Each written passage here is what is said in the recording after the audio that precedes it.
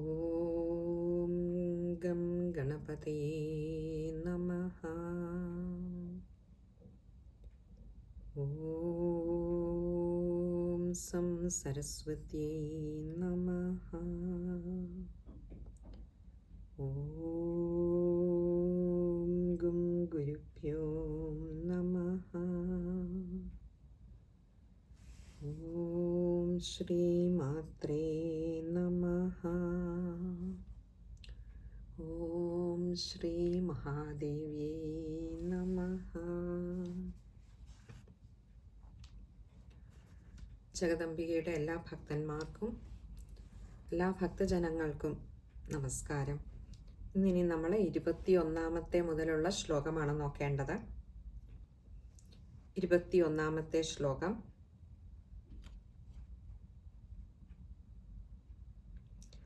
സർവാരുണാനവദ്യാംഗീ സർവാഭരണഭൂഷിതാ ശിവകാമേശ്വരാംഗസ്ഥാ ശിവാ സ്വാധീനവല്ലഭാ. സർവാരുണാനവദ്യാംഗി, സർവാരുണ അനവദ്യാംഗി, ഇങ്ങനെ 2 വാക്കുകളാണ് അവിടെയുള്ളത്. സർവാരുണ എന്ന് പറഞ്ഞാൽ സർവവും, അരുണ എന്ന് പറഞ്ഞാൽ ചുവപ്പ് നിറം, ചുവപ്പുമയമായവൾ.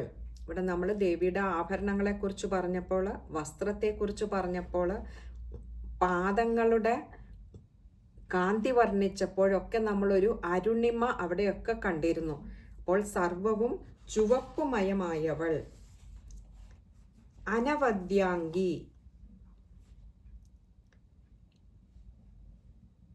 അവദ്യം എന്ന് പറഞ്ഞാൽ നിന്ദ്യമായിട്ടുള്ളത്, അനവദ്യം എന്ന് പറഞ്ഞാൽ വന്ധ്യമായിട്ടുള്ളത്.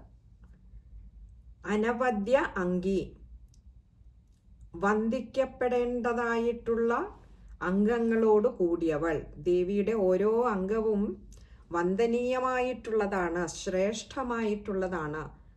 മറ്റൊരു തരത്തിൽ പറഞ്ഞാൽ സർവാവയവ സുന്ദരിയാണ് അമ്മ എന്ന അർത്ഥം. അടുത്തത് സർവാഭരണഭൂഷിത, സകല വിധത്തിലുള്ള ആഭരണങ്ങളാലും ഭൂഷിത, അലങ്കരിക്കപ്പെട്ടവൾ. ശിവകാമേശ്വരാംഗസ്ഥ, ശിവകാമേശ്വരന്റെ അംഗസ്ഥ, അംഗതലത്തിൽ അഥവാ മടിത്തട്ടിൽ ഇരിക്കുന്നവൾ. ഭഗവാന്റെ നാമം ഇവിടെ ശിവകാമേശ്വരൻ എന്നാണ് പറഞ്ഞത്.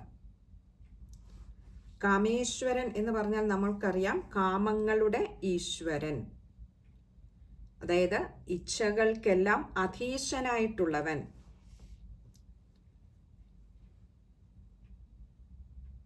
വൈകാരികമായിട്ടുള്ള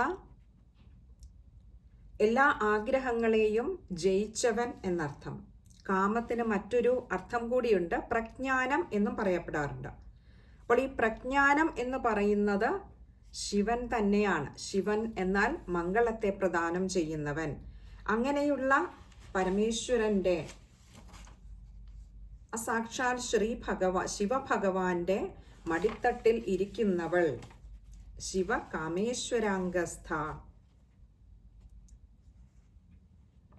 ഇനി അടുത്ത ശിവ. നമ്മൾ പറഞ്ഞു ശിവം എന്നാൽ മംഗളം. ശിവ എന്ന് പറഞ്ഞാൽ സർവമംഗളങ്ങളും പ്രദാനം ചെയ്യുന്നവൾ, അരുളുന്നവൾ. സ്വാധീന വല്ലഭ, വല്ലഭൻ എന്നാൽ പതി. സ്വാധീന വല്ലഭ, വല്ലഭനെ സദാ സ്വാധീനത്തിൽ നിർത്തിയിരിക്കുന്നവൾ. അഥവാ ദേവിയുടെ ഇച്ഛയ്ക്കനുസരിച്ചാണ് ശിവഭഗവാൻ വർത്തിക്കുന്നത് എന്ന് താല്പര്യം. ഇനി അടുത്തത് 22 ശ്ലോകമാണ്.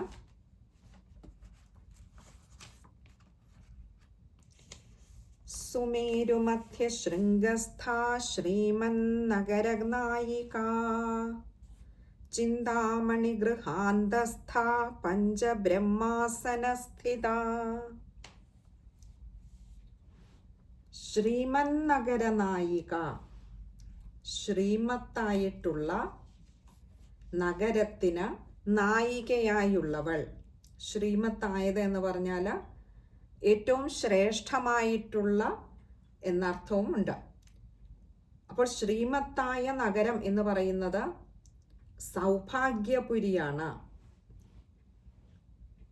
ഈ സൗഭാഗ്യപുരി മേരുപർവ്വതത്തിൻ്റെ ആ ഒരു നടുക്കുള്ള കൊടുമുടിയിലും സുധാസമുദ്രത്തിൻ്റെ നടുവിലുമായിട്ടാണ് സൗഭാഗ്യപുരി സ്ഥിതി ചെയ്യുന്നത്. അപ്പോൾ ആ സൗഭാഗ്യപുരിക്കു പോലും നായികയായിട്ടുള്ളവളാണ്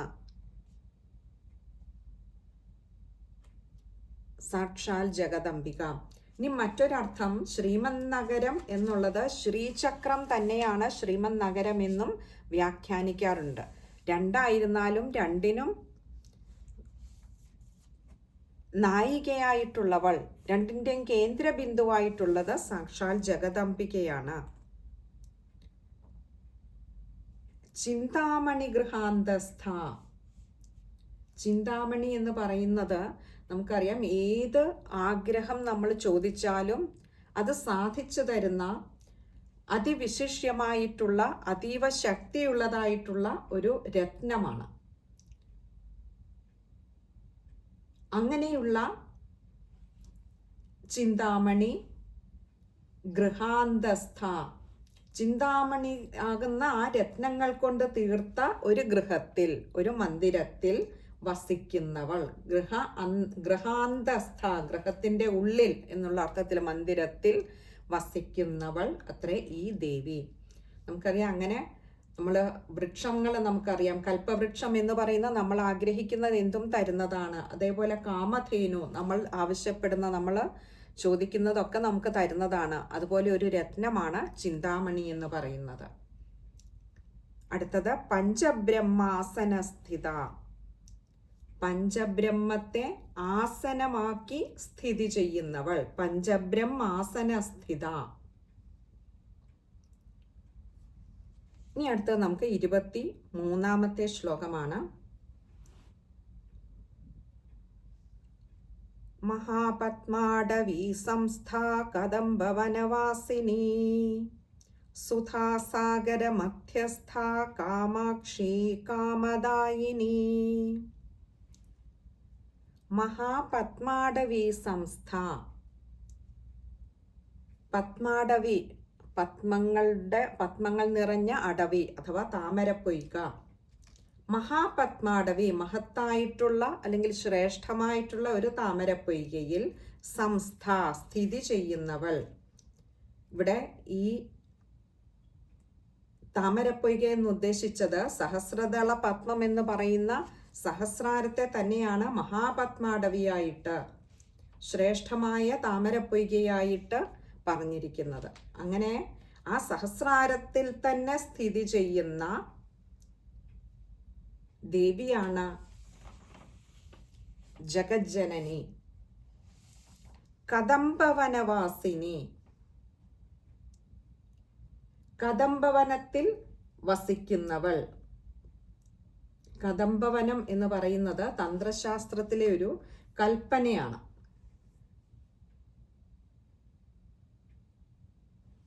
അവിടെ വസിക്കുന്നവൾ എന്നാണ്. അതായത് ഏറ്റവും ശ്രേഷ്ഠമായ ഇടങ്ങളിലൊക്കെയാണ് ദേവി കുടികൊള്ളുന്നത്. അഥവാ ദേവി ഇല്ലാത്ത ഒരിടം ഇല്ല എന്ന് തന്നെ മറ്റൊരർത്ഥത്തിൽ നമുക്ക് പറയാം.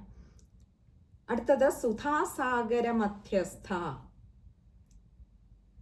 സുധ എന്നുള്ളതിന് തേനെന്നും അമൃതെന്നും അർത്ഥമുണ്ട്. ഇവിടെ അമൃത എന്ന അർത്ഥത്തിൽ സുധാസാഗരം, ഈ അമൃതസാഗരത്തിൽ, അമൃതസമുദ്രത്തിൽ, സുധാസാഗര മധ്യസ്ഥ, മധ്യത്തിൽ സ്ഥിതി ചെയ്യുന്നവൾ. അഥവാ ശ്രീചക്രത്തിന്റെ മധ്യബിന്ദുവാണ് ഈ അമൃതാബ്ധി എന്ന് പറയുന്ന, അമൃതസാഗരം എന്നൊക്കെ, അമൃതസമുദ്രം എന്നൊക്കെ പറയുന്ന ശ്രീചക്രത്തിന്റെ നടുവിലുള്ള ആ ബിന്ദുവിനെയാണ്. ആ ബിന്ദുവില് സ്ഥിതി ചെയ്യുന്നവൾ. അപ്പോൾ ശ്രീചക്രത്തിന്റെ കേന്ദ്രമായിട്ടുള്ളിടത്ത് തന്നെ അമ്മ സ്ഥിതി ചെയ്യുന്നു.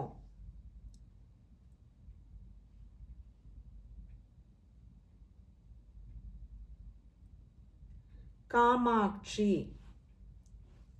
അക്ഷി എന്നാൽ കണ്ണുകൾ. കാമാക്ഷി എന്ന് പറഞ്ഞാൽ കാമോദ്ദീപകങ്ങളായിട്ടുള്ള അക്ഷികളോട് കൂടിയവൾ. അമ്മയുടെ നയനങ്ങളിൽ ആരെയും ആകർഷിക്കുമാറ് വശീകരിക്കുമാറുള്ള ഒരു പ്രത്യേക ആകർഷണ വലയം തന്നെ ഉണ്ട്. അങ്ങനെ ഒരു അത്യാകർഷണ ശക്തിയോട് കൂടിയ നയനങ്ങളോട് കൂടിയവൾ. മറ്റൊരു തരത്തിൽ വ്യാഖ്യാനിക്കാറുള്ളത് കാ എന്ന് പറഞ്ഞാൽ സരസ്വതി ദേവിയായിട്ടും മാ എന്ന് പറഞ്ഞാൽ ലക്ഷ്മി ദേവിയായിട്ടുമാണ് കണക്കാക്കപ്പെടുന്നത്. ആ രണ്ടക്ഷരങ്ങളെ അങ്ങനെയാണ് പറയാറുള്ളത്. അപ്പോൾ അങ്ങനെ കാ മാ അക്ഷി, ലക്ഷ്മി ദേവിയും സരസ്വതി ദേവിയുമാണ് ജഗദംബികയുടെ രണ്ട് കണ്ണുകൾ എന്നും വ്യാഖ്യാനിക്കാറുണ്ട്. കാമദായിനി, കാമങ്ങൾ അഥവാ ആഗ്രഹങ്ങളെല്ലാം ഏതും ദാനം ചെയ്യുന്നവൾ. ഇനി 24-ാമത്തെ ശ്ലോകമാണ്. ദേവർഷിഗണ സംഘാത സ്തൂയമാനാത്മവൈഭവ ഭണ്ഡാസുരവധോദ്യുക്ത ശക്തി സേനാ സമന്വിത. ദേവർഷിഗണ സംഘാത സ്തൂയമാന ആത്മവൈഭവ. ദേവർഷിഗണം, ദേവർഷിമാര്, ദേവന്മാരുടെയും ഋഷിമാരുടെയും ഒക്കെ ഗണം എന്ന് പറഞ്ഞാൽ സംഘം, കൂട്ടം. സംഘാതസ്തൂയമാന വൈഭവ. സംഘാതം എന്ന് പറയുന്നത് ഒരു നരകത്തിന്റെ പേരാണ്. അങ്ങനെ നോക്കുമ്പോൾ ദേവന്മാരെയും ഋഷിമാരെയും ഒക്കെ ഈ ഒരു സംഘാതം എന്ന് പറയുന്ന നരകത്തിൽ നിന്ന് രക്ഷിക്കുവാൻ പോരുന്ന സ്വന്തമായ ശക്തിവിശേഷത്തോടു കൂടിയവളെന്നും നമുക്ക് അതിനർത്ഥം ഗ്രഹിക്കാം. അതല്ല എങ്കിൽ ദേവന്മാരുടെയും ഋഷിമാരുടെയും ഒക്കെ സ്തൂയമാന ആത്മവൈഭവ. സ്തൂയമാനം എന്ന് പറഞ്ഞാൽ സ്തുതിക്കപ്പെടുവാൻ യോഗ്യയായിട്ടുള്ളവൾ, സ്തുതിക്കപ്പെടുമാറ്. ആത്മവൈഭവ, ആത്മവൈഭവത്തോടെ സ്വന്തം ശക്തിയോട് കൂടിയവൾ. അപ്പോൾ വിശേഷേണ തൻ്റെ ഉള്ളിലെ ആ സ്വന്തം ശക്തിയുടെ വൈഭവം കൊണ്ട് തന്നെ സർവദേവന്മാരാലും ഋഷിമാരാലും സ്തുതിക്കപ്പെടുന്നവൾ എന്നും അതിന് അർത്ഥമുണ്ട്. ഭണ്ഡാസുര വധോദ്യുക്ത ശക്തിസേനാ സമന്വിത. ഭണ്ഡാസുരന്റെ വധത്തിനായിക്കൊണ്ട്, ഭണ്ഡാസുര വധ ഉദ്യുക്തരായ സന്നദ്ധരായിട്ടുള്ള ശക്തിസേനാ സമന്വിത, ശക്തിസേനകളോട് കൂടിയവൾ. നമുക്കറിയാം ദേവന്മാരുടെ കാര്യാർത്ഥമായിട്ടാണ് ഭണ്ഡാസുരനെ വധിക്കുന്നതിനായിട്ട് ദേവി ഒരുമ്പെട്ടത്. അപ്പോൾ ആ ഭണ്ഡാസുരന്റെ വധത്തിനായി സന്നദ്ധരായി നിന്ന സേനകൾക്കൊക്കെ ശക്തിയായി വർത്തിച്ചത്, ശക്തിസേനകളോട് കൂടിയവൾ, അത് ദേവി. ഇനി അടുത്തത് 25-ാമത്തെ ശ്ലോകമാണ്.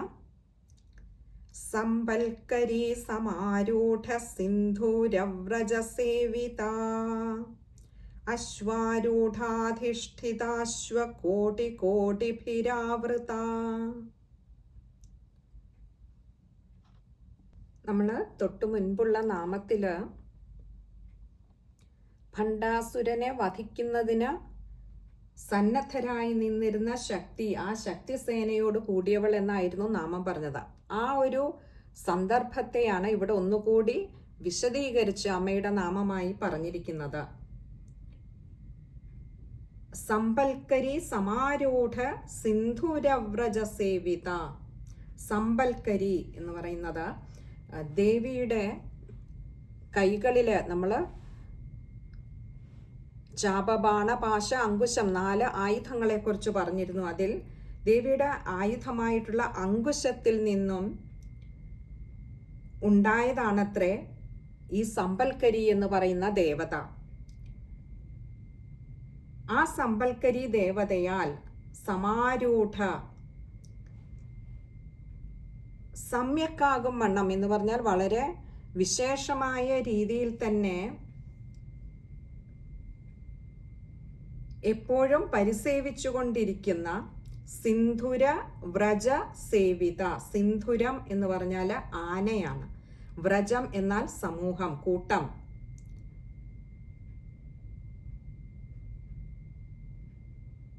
അവിടെ ആ സമ്പൽക്കരി ദേവതയാൽ വളരെ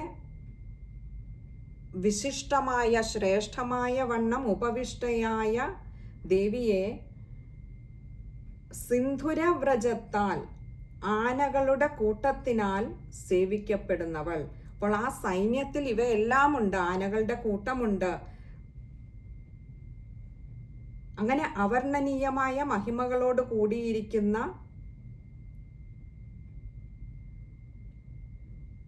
ദേവി ഉപാസനാപരമായിട്ടുള്ള ഒരു മന്ത്രത്തിനും ഈ സമ്പൽക്കരി എന്ന പേരുണ്ട്.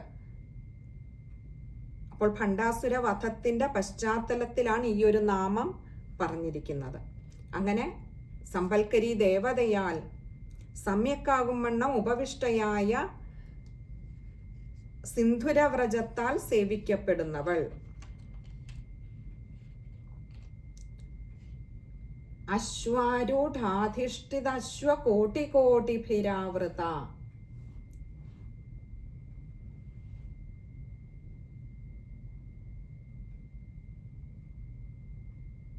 അശ്വാരൂഢാധിഷ്ഠിത. അശ്വം എന്നാൽ കുതിരയാണ്. അശ്വാരൂഢ അതിൻ്റെ പുറത്തേറിയിട്ടുള്ള, അധിഷ്ഠിത എന്ന് പറഞ്ഞ അതിൻ്റെ അശ്വാരൂഢ ശക്തിയാൽ അധിഷ്ഠിതമായിട്ടുള്ള, ഓരോ കുതിരപ്പുറത്തും ഇരുപ്പുറപ്പിച്ചിരിക്കുന്ന അശ്വാരൂഢ ദേവതമാര് കോടി കോടിഭിരാവൃത. ഇവിടെ നമ്മൾ വായിക്കുമ്പോൾ പലപ്പോഴും പ്രത്യേകിച്ച് നമ്മൾ മലയാളികൾക്ക് എസ് പോലെയുള്ള ഡ എഴുതുമ്പോൾ നമ്മൾ ഡ എന്ന് ഉച്ചരിക്കാറുണ്ട്. ആചാര്യന്മാർ പറയാറുണ്ട് സംസ്കൃത വാക്കുകൾ കോടി എന്ന് പറയുന്നത് അവിടെ ടായാണ് ഉച്ചരിക്കേണ്ടത്, ഡായല്ല. കോടി കോടിയല്ല, കോടി കോടി കോടിഭിരാവൃത അങ്ങനെയാണ് എന്ന് പറയാറുണ്ട്. അതൊന്ന് ശ്രദ്ധിക്കുക വായിക്കുമ്പോൾ. അശ്വാരൂഢാധിഷ്ഠിത അശ്വകോടി കോടിഭിരാവൃത. കോടി കോടി അനേകം. ഇവിടെ കോടി എന്നതിന് തരം എന്നും സംസ്കൃതത്തിൽ അർത്ഥമുണ്ട്.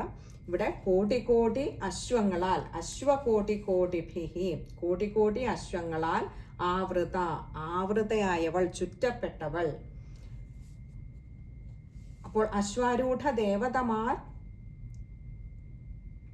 ഓരോ കുതിരപ്പുറത്തും ഇരുപ്പുറപ്പിച്ചുകൊണ്ട്, അതേസമയം കോടി കോടി അത്തരത്തിലുള്ള അശ്വങ്ങളാൽ ദേവി ചുറ്റപ്പെട്ടിരിക്കുന്നു. ദേവിയെ സേവ ചെയ്തുകൊണ്ടിരിക്കുകയാണ്. ദേവിയെ സേവിക്കുകയാണ് ഈ കോടിക്കണക്കിനുള്ള അശ്വങ്ങളിൽ ഉപവിഷ്ടരായിട്ടുള്ള അശ്വാരൂഢ ദേവതമാര്.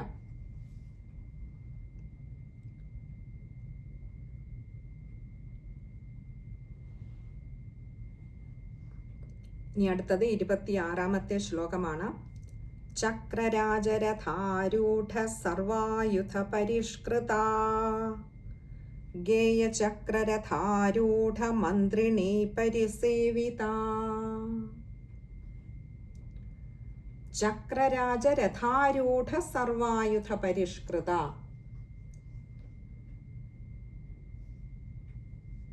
ചക്രരാജരഥത്തിൽ ആരൂഢമായിട്ടുള്ള, ചക്രരാജരഥ ആരൂഢ എന്ന് പറഞ്ഞാൽ സംഭരിക്കപ്പെട്ട, ആരൂഢ എന്നതിനർത്ഥം സംഭരിക്കപ്പെട്ട എന്നുള്ളത്. ഇവിടെ ചക്രരാജരഥം എന്ന് പറയുമ്പോൾ നമുക്ക് ശ്രീ ലളിതോപാഖ്യാനത്തിൽ പലതരത്തിലുള്ള രഥങ്ങൾ വർണ്ണിച്ചിരിക്കുന്നത് നമുക്ക് കാണാം. എന്നാൽ ഈ ചക്രരാജരഥമാണത്രേ ദേവിയുടെ രഥങ്ങളിൽ സർവോത്കൃഷ്ടമായിട്ടുള്ളത്.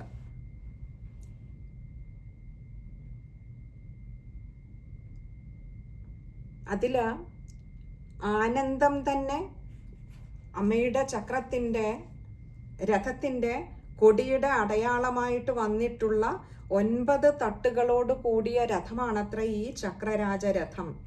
അങ്ങനെയുള്ള ചക്രരാജരഥത്തിൽ സംഭരിക്കപ്പെട്ടിട്ടുള്ള സർവായുധ, എല്ലാവിധത്തിലുള്ള ആയുധങ്ങളോടും കൂടി പരിഷ്കൃത, പരിശോഭിക്കുന്നവൾ.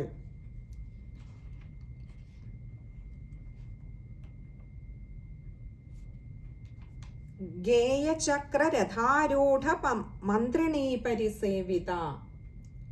ഗേയചക്രരഥാരൂഢ, ഗേയചക്രരഥത്തിൽ ആരൂഢയായിട്ടുള്ള, സ്ഥിതി ചെയ്യുന്നതായിട്ടുള്ള, മന്ത്രിണീ പരിസേവിത, മന്ത്രിണീ ശക്തിയാൽ പരിസേവിത, പരിചരിക്കപ്പെടുന്നവൾ. ഇനിയും നമ്മൾ പറഞ്ഞു പലതരത്തിലുള്ള ചക്രങ്ങളെ കുറിച്ച് പറയുന്നുണ്ട്, ചക്രരഥങ്ങള്. ഇവിടെ ഗേയചക്രരഥത്തെ കുറിച്ച് അതിൽ സ്ഥിതി ചെയ്യുന്ന മന്ത്രിണീ ശക്തിയാൽ പരിചരിക്കപ്പെടുന്നവൾ എന്ന് പറയുമ്പോൾ, ഗേയചക്രരഥം എന്ന് പറയുന്നത് വളരെയേറെ കീർത്തിച്ചു പാടുവാൻ പോരുന്നത്ര മഹിമകളോട് കൂടിയതാണത്രേ ഗേയചക്രരഥം. ഗേയം എന്നുള്ളതിന് പ്രധാനമെന്ന് അർത്ഥമുണ്ട്. ചക്രം എന്നുള്ളത് ശ്രീചക്രം എന്നും. അപ്പോൾ പ്രധാനമായ ചക്രം ശ്രീചക്രം. അങ്ങനെയുള്ള ശ്രീചക്രത്തിൽ മന്ത്രിണീ ശക്തിയാൽ പരിചരിക്കപ്പെടുന്നവൾ എന്നും ഇതിന് വ്യാഖ്യാനം കാണാറുണ്ട്. നമുക്ക് ലളിതാ സഹസ്രനാമത്തിലെ പല നാമങ്ങൾക്കും അനേകം വ്യാഖ്യാനങ്ങൾ ആചാര്യന്മാർ കൊടുത്തിരിക്കുന്നത് കാണാം നമുക്ക്. അപ്പോൾ പല അർത്ഥങ്ങൾ എടുത്താൽ ഇതില് ആ ശ്ലോകവുമായി കൂടുതൽ, ശ്ലോകത്തിലെ ഓരോ വാക്കുകളുമായി കൂടുതൽ ചേർന്ന് നിൽക്കുന്ന, നമുക്ക് മനസ്സിലാക്കുവാൻ കുറെ കൂടി എളുപ്പമുള്ള വിധത്തിലുള്ള അർത്ഥങ്ങൾ മാത്രമാണ് നമ്മളിവിടെ ഒന്ന് വിചാരം ചെയ്തു പോകുന്നത്. അപ്പോൾ ധാരാളം അർത്ഥങ്ങൾ ഇതിലെ ഓരോ പദങ്ങൾക്കും നമുക്ക് ആചാര്യന്മാര് പറഞ്ഞിരിക്കുന്നത് കാണാവുന്നതാണ്. അപ്പോൾ ഇവിടെ പറയുകയാണ് ഗേയചക്രരഥത്തിൽ സ്ഥിതി ചെയ്യുന്ന മന്ത്രിണീ പരിസേവിത, മന്ത്രിണീ ശക്തിയാൽ പരിചരിക്കപ്പെടുന്നവൾ.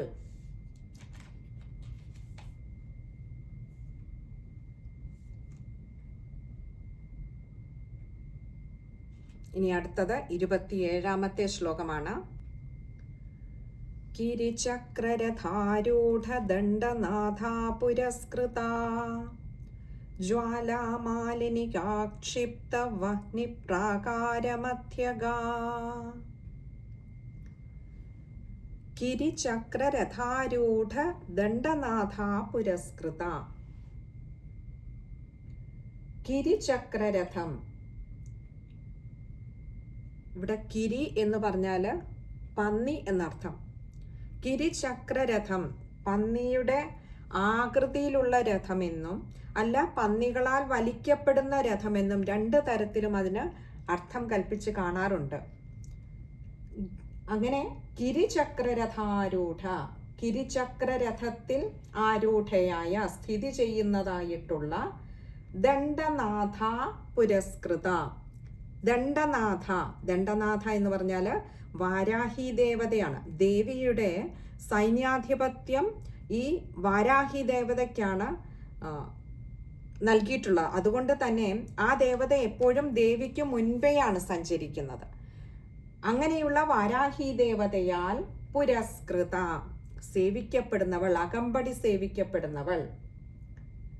അപ്പോൾ കിരിചക്രരഥത്തിൽ, പന്നിയുടെ ആകൃതിയിലുള്ള രഥത്തിൽ അല്ലെങ്കിൽ പന്നിയാൽ വലിക്കപ്പെടുന്ന രഥത്തിൽ അമ്മയുടെ സൈന്യാധിപതി ആയിട്ടുള്ള വരാഹി ദേവതയാൽ, ദണ്ഡനാഥ വരാഹി ദേവതയാൽ പുരസ്കൃത, സേവിക്കപ്പെടുന്നവൾ.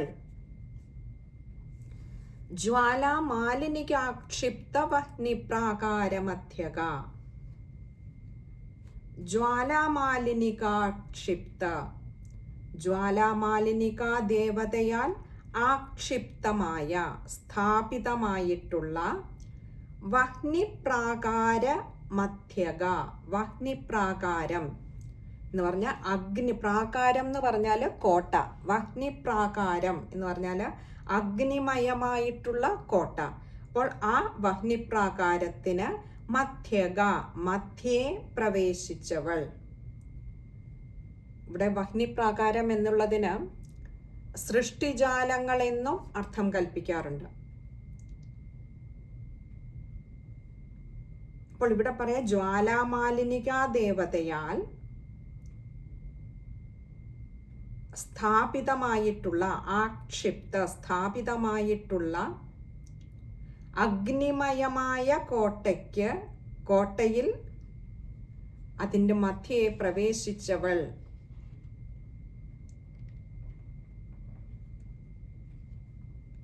ഇനി അടുത്തത് 28ാമത്തെ ശ്ലോകമാണ്. ഭണ്ഡ സൈന്യവധോദ്യുക്ത ശക്തി വിക്രമഹർഷിത നിത്യാ പരാക്രമാടോപ നിരീക്ഷണ സമുത്സുക. ഭണ്ഡ സൈന്യവധോദ്യുക്ത ശക്തി വിക്രമഹർഷിത. ഭണ്ഡസൈന്യവധോദ്യുക്ത, ഭണ്ഡാസുരന്റെ സൈന്യത്തെ, നമ്മൾ ഈ കഴിഞ്ഞ കുറച്ച് നാമങ്ങളിലൊക്കെ ആ ഭണ്ഡാസുര വധവുമായി ചേർന്നുള്ള സാഹചര്യങ്ങളെ അതിൻ്റെ അടിസ്ഥാനത്തിലാണ് അമ്മയുടെ ഓരോ നാമങ്ങളും കൽപ്പിക്കപ്പെട്ടിരിക്കുന്നത് എന്ന് നമുക്ക് കാണാം. ഇവിടെ പറയാം ഭണ്ഡസൈന്യവധോദ്യുക്ത, ഭണ്ഡാസുരന്റെ സൈന്യത്തെ വധിക്കുവാൻ ഉദ്യുക്തരായിട്ടുള്ള, ഒരുമ്പെട്ട് നിൽക്കുന്നതായിട്ടുള്ള ആ ശക്തികളുടെ അല്ലെങ്കിൽ ശക്തി ദേവതകളുടെ, ശക്തി വിക്രമഹർഷിത, ശക്തി ദേവതകളുടെ വിക്രമത്തിൽ, അവരുടെ ആ ഒരു പരാക്രമത്തിൽ ഹർഷിത, ആഹ്ലാദിക്കുന്നവൾ. അവിടെയും ഒന്ന് പറഞ്ഞുകൊള്ളട്ടെ, പൊതുവെ നമ്മൾ ഇർ എന്ന അക്ഷരത്തിന് നമ്മൾ മലയാളികൾ ഹർഷം എന്ന് മലയാളം വായിക്കുന്നത് പോലെ വായിക്കാറുണ്ട്. സംസ്കൃതത്തിലെ പദങ്ങൾ പറയുന്നിടത്ത് ആചാര്യന്മാർ പറയാറുണ്ട് ഇർ എന്ന അക്ഷരത്തിന് രകാരമേ പറയാവുള്ളൂ, ഹർഷിത, ഹർഷിത എന്ന് പറയരുത് എന്ന് പറയാറുണ്ട്.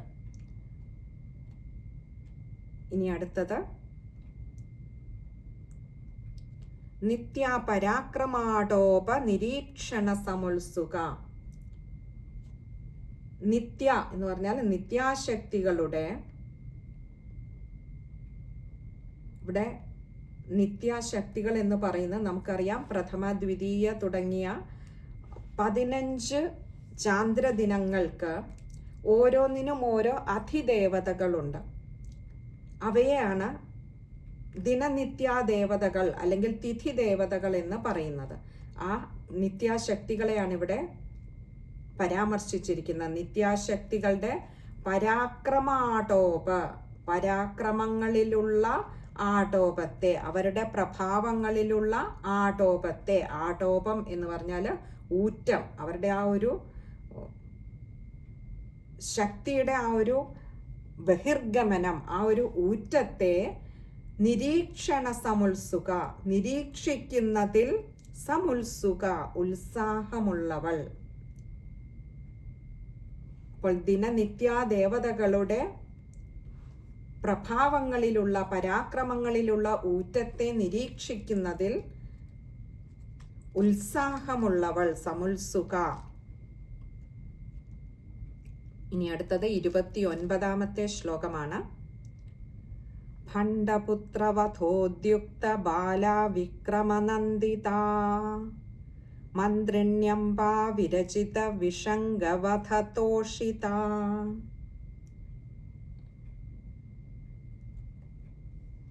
ഭണ്ഡപുത്രവധോദ്യുക്ത ബാലാ വിക്രമനന്ദിത.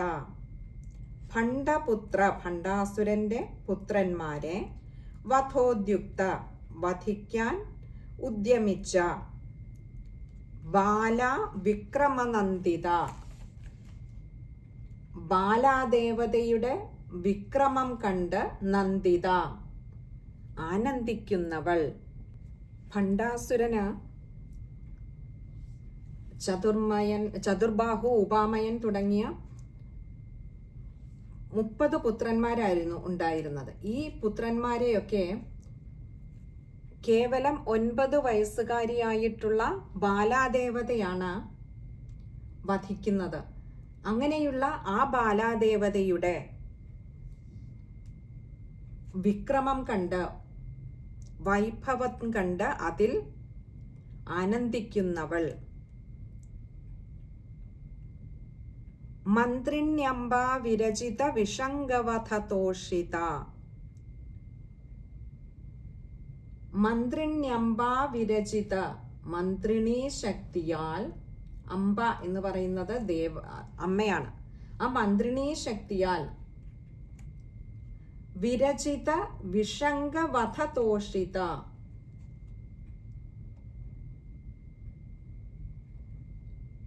വിരചിത എന്ന് പറഞ്ഞാൽ ഇവിടെ പൊരുതി മരിക്കപ്പെട്ട ആ മന്ത്രിണീ ദേവതയോട് പൊരുതി വധിക്കപ്പെട്ട വിഷംഗവധതോഷിത, വിഷംഗൻ എന്ന് പറയുന്ന ആ അസുരന്റെ വധത്തിൽ അല്ലെങ്കിൽ നാശത്തിൽ തോഷിത, സന്തുഷ്ടയായവൾ. നമുക്ക് ദേവി ഭാഗവതം വായിക്കുമ്പോൾ നമുക്ക് മനസ്സിലാകും, ഈ ജഗദംബയിൽ നിന്ന് തന്നെ ഉത്ഭവിച്ചതാണ്, പുറപ്പെട്ടതാണ് ഈ ശക്തി സ്വരൂപിണികളൊക്കെയും. സന്ദർഭത്തിനനുസരിച്ച്, കാലത്തിനനുസരിച്ച് ഒക്കെ അമ്മ പല രൂപങ്ങളിലും ഭാവങ്ങളിലുമായിട്ട് ഇതുപോലെ ഓരോ ശക്തികളെ സൃഷ്ടിക്കുന്നുണ്ട്. ഇവിടെ വിഷംഗൻ എന്ന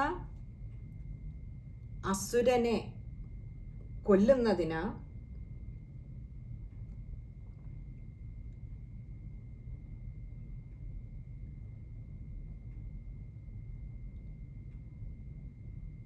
മന്ത്രിണീ ദേവതയായിട്ടുള്ള ശ്യാമളാംബയാണ് ഇവിടെ ഉദ്യമിക്കപ്പെട്ടത്. അങ്ങനെയുള്ള ആ മന്ത്രിണി അമ്പയാൽ, മന്ത്രിണീ ശക്തിയാൽ, മന്ത്രിണീ ശക്തിയോട് പൊരുതി വധിക്കപ്പെട്ടതാണ് വിഷംഗൻ, അതുപോലെ വിശുക്രൻ എന്നിങ്ങനെ 2 സഹോദരന്മാര് വധിക്കപ്പെടുന്നത്.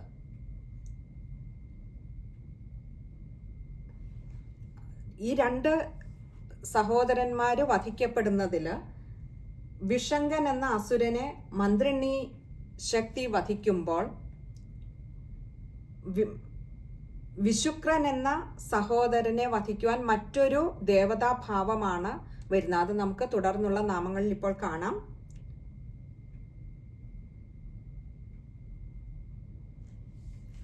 മുപ്പതാമത്തെ ശ്ലോകം. വിശുക്ര പ്രാണഹരണ വാരാഹി വീര്യനന്ദിത കാമേശ്വര മുഖാലോക കൽപ്പിത ശ്രീ ഗണേശ്വര. വിശുക്ര പ്രാണഹരണ വാരാഹി വീര്യനന്ദിത.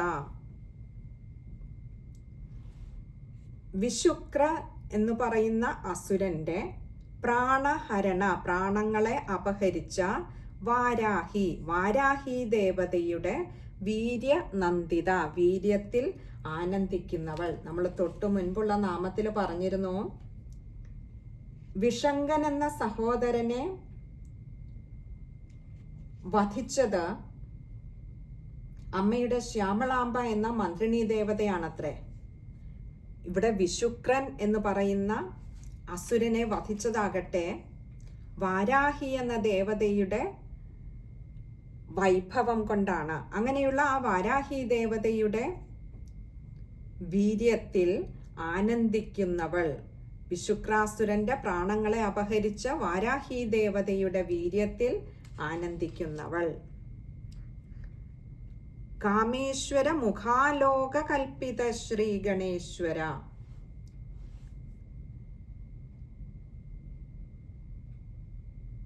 കാമേശ്വര മുഖാലോക, കാമേശ്വരന്റെ മുഖത്തെ ആലോകനം ചെയ്തുകൊണ്ട് കൽപ്പിത ശ്രീ ഗണേശ്വര, കൽപ്പിതനായ സൃഷ്ടിക്കപ്പെട്ട ശ്രീ ഗണേശ്വരനോട് കൂടിയവൾ.